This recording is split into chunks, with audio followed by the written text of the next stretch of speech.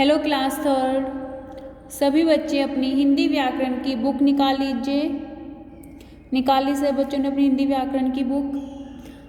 अब अपनी हिंदी व्याकरण की बुक को खोलें पेज नंबर 47 पर और साथ में पेंसिल, इरेज़र, शार्पनर तीनों चीज़ ले लें।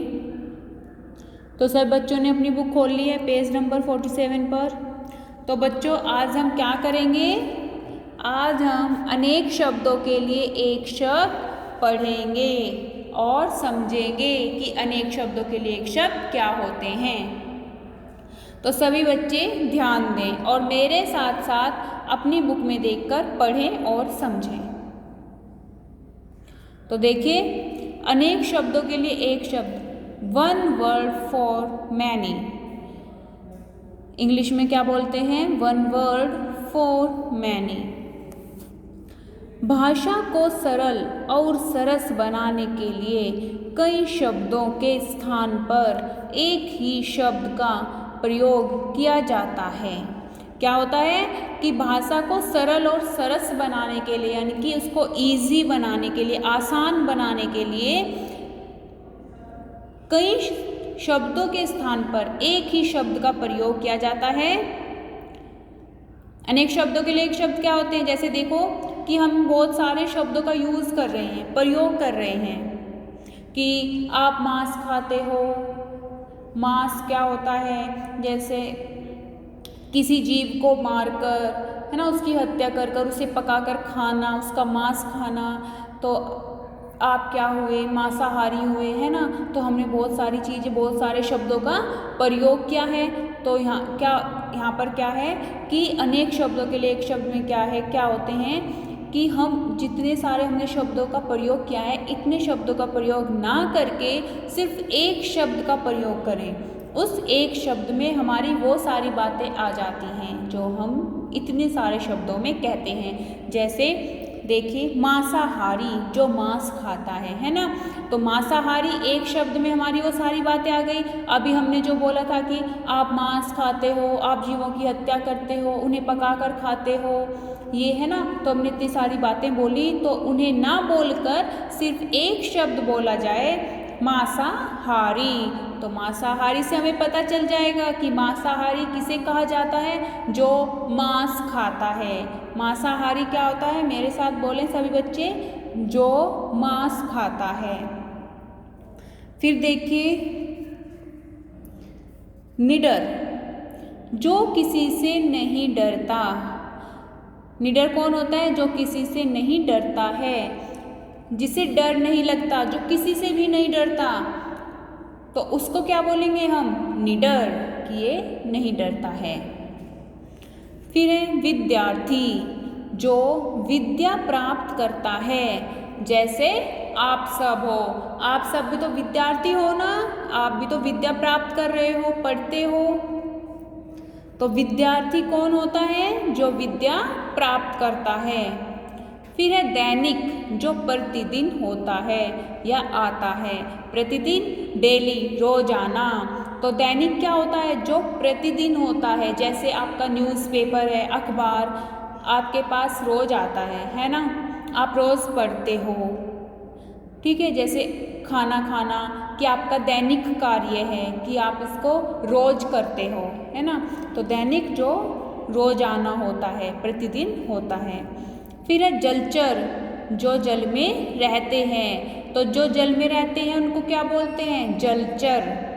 तो इस जलचर शब्द से हमें पता चल गया कि जलचर शब्द, जलचर बोला गया है तो जलचर क्या होंगे? जो जल में रहते हैं, पानी में रहते हैं, है ना बच्चों। तो एक शब्द से ही हमें, बहुत सारी शब्दों का यूज़ ना करके एक शब्द से ही हमें पता चल जाता है कि ये किसके लिए प्रयोग किया गया है।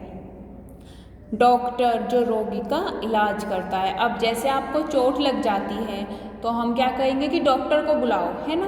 या आप बोलोगे मेरे लिए डॉक्टर को बुलाओ या मुझे डॉक्टर के पास लेके चलो, तो हम समझ जाएंगे कि जब चोट लगी है तो डॉक्टर के पास जाएंगे, है ना। एक डॉक्टर से पता चल जाता है कि अगर किसी के घर डॉक्टर आया है तो पता चल जाएगा इनके घर में कोई पेशेंट है, मरीज है, कि डॉक्टर उसका इलाज करने आया है।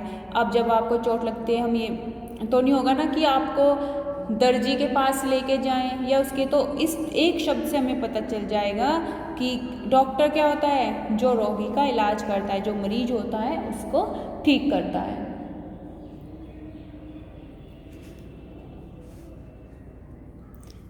तो बच्चों आपके समझ आया कि अनेक शब्दों के लिए एक शब्द क्या होते हैं, जहां हम बहुत सारे शब्दों का प्रयोग ना करके सिर्फ एक शब्द का प्रयोग करें अपनी भाषा को आसान बनाने के लिए।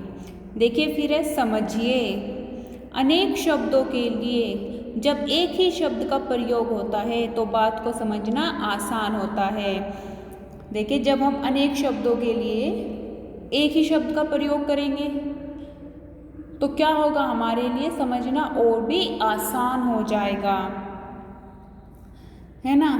जैसे किसान जो खेती करता है, अगर आपसे कोई पूछे कि जैसे जिनके पापा किसान हैं, खेती करते हैं, तो अगर आपसे पूछा जाए कि आपके पापा क्या हैं, तो आप बोल दोगे मेरे पापा फार्मर हैं, यानी कि किसान हैं, मेरे पापा क्या हैं, किसान हैं। तो अगला इंसान जो आपसे प्रश्न पूछ रहा है कि आपके पापा क्या करते हैं, उन्हें पता चल जाएगा कि आपके पापा खेती करते हैं।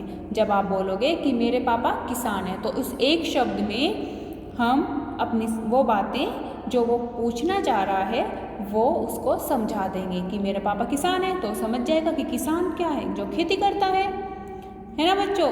तो अनेक शब्दों के लिए जब हम एक ही शब्द का यूज़ करेंगे तो हमारे लिए बात को समझना और भी आसान हो जाएगा। तो ये हमने पढ़ा है और समझा है। आगे सभी के समझ अनेक शब्दों के लिए शब्द क्या होते हैं। अब आप अगला पेज खोलिए, पेज नंबर 48। देखिए कुछ अन्य शब्द, आपको कुछ और शब्द दिए गए हैं। जो कपड़े धोता है, धोबी। कपड़े कौन धोता है, धोबी। जो मिट्टी के बर्तन बनाता है, कुम्हार। जो मिठाइयाँ बनाता है, हलवाई। जो परिश्रम करता है, परिश्रमी। जो आलस्य करता है, आलसी। जो फल सब्जी खाता है, शाकाहारी। जिसके पास धन न हो, निर्धन। जिसमें बल कम हो, निर्बल। साथ पढ़ने वाला, सहपाठी। तो बच्चों देखिए ये आपको अपनी हिंदी सेकंड की कॉपी में भी करने हैं और इनको याद भी करना है।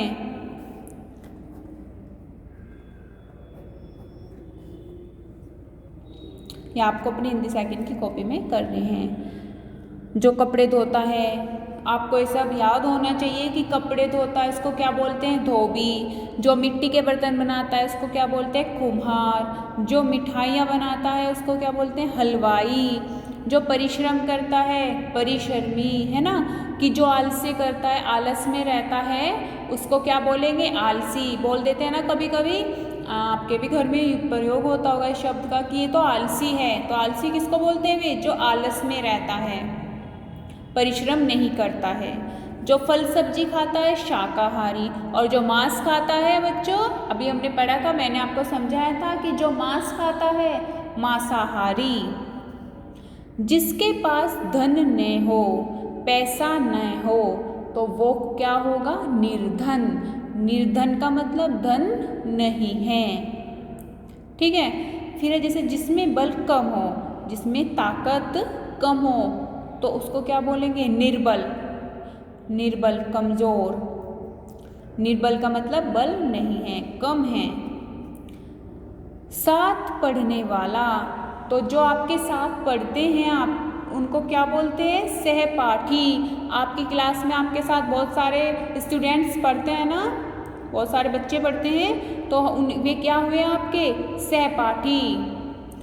तो ये सब आपको याद करने हैं और अपनी हिंदी सेकंड की कॉपी में लिखने भी हैं। अब हम करेंगे बुक वर्क। अब लिखने की बारी, कार्यपत्र। पर्सन 1 देखिए, वाक्य पढ़िए और सही शब्द लिखकर वाक्य पूरे कीजिए। हमें वाक्य पूरे करने हैं। कह देखिए, रोहन कपड़े सिलता है। तो जो कपड़े सिलता है वह क्या है? दर्जी, वह दर्जी है। तो यहाँ पर दर्जी लिखे। सभी बच्चे मेरे साथ साथ अपना बुक वर्क पूरा करें। तो रोहन कपड़े सिलता है, क्या है वह? दर्जी। फिर आपका है अनमोल मांस खाता है। तो जो मांस खाता है वो क्या हुआ? मांसाहारी, वह मांसाहारी है। यहाँ पर मांसाहारी लिख लीजिए। फिर गए पक्षियों का घर कहलाता है क्या? घोंसला। पक्षियों का घर क्या कहलाता है? घोंसला। तो आप यहाँ पर घोंसला लिखें। फिर है राहुल मेरा है क्योंकि वह मेरे साथ पढ़ता है। तो राहुल क्या है? उसका सहपाठी। जो साथ पढ़ते हैं उसको क्या बोलते हैं? सहपाठी। तो आप यहाँ पर सहपाठी लिखें। तो पर्सन 1 आपका पूरा हो गया। अब आप देखिए पेज नंबर 49। पेज नंबर 49 खोल लिया सभी बच्चों ने। अब हम पर्सन 2 करेंगे। अनेक शब्दों के लिए दिए गए चित्र से उचित मिलान कीजिए। हमें चित्र दिए गए हैं, ओके। तो जो हमें अनेक शब्दों के लिए जो चित्र दिए गए हैं हमें उनसे मिलान करना है जो सही है। जैसे जो रोगी का इलाज करे, तो जो रोगी का इलाज करता है हमें उसी से मिलान करना है। तो रोगी का इलाज कौन करता है? डॉक्टर। कौन करता है? डॉक्टर। जो फल सब्जी खाता हो, शाकाहारी, हम उसे शाकाहारी से मिला देंगे। जो गाना गाती है, तो गाना कौन गाती है? गायिका, हम उसको गायिका से मिला देंगे। प्रतिदिन होने वाला, दैनिक। तो जो रोगी का इलाज करे उसको डॉक्टर से मिलाइए। जो फल सब्जी खाता है उसको शाकाहारी से मिलाएं। जो गाना गाती है उसको गायिका से मिलाएं सब बच्चे। और जो प्रतिदिन होने वाला उसको दैनिक से मिलान कीजिए। हो गया आपका पर्सन 2 पूरा। अब देखिए पर्सन 3। चित्रों को देखकर उनके लिए प्रयोग किए जाने वाले शब्द लिखिए। तो हमें बच्चों चित्र दिए गए हैं, तो जो चित्र में हो रहा है हम उनके लिए, जो चित्र में हो रहा है उसको देखकर जो शब्द उनके लिए प्रयोग किए जाते हैं वो हम लिखेंगे। जैसे देखिए इसमें क्या हो रहा है, पहले चित्र में कपड़े सिल रहा है, तो कपड़े सिए जा रहे हैं। तो जो कपड़े सीता है उसको क्या बोलते हैं? दर्जी। तो हम यहाँ पर क्या लिखेंगे? दर्जी। लिख ले से बच्चों ने, दर्जी लिख लें। फिर है देखिए यहाँ पर क्या हो रहा है? पढ़ाया जा रहा है। तो पढ़ाता कौन है? अध्यापक। आप यहाँ पर अध्यापक लिखें। लिख लिया।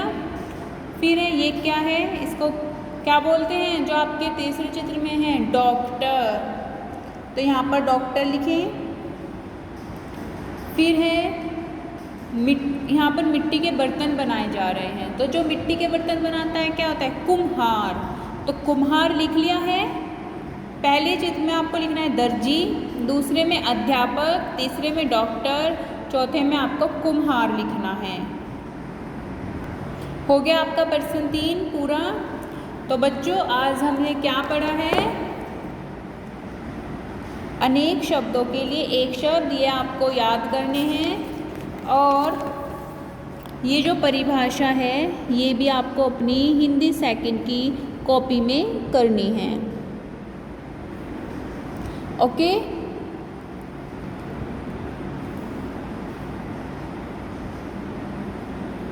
हिंदी सेकंड की कॉपी में यह परिभाषा व और कुछ अन्य शब्द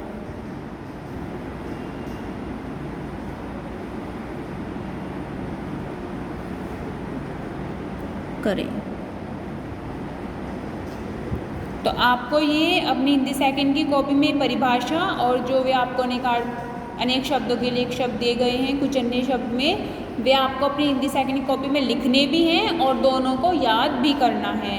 और अपना बुक वर्क भी कंप्लीट कर लेना और जो आज हमने पढ़ा है उसको ध्यान से पढ़ें और समझें।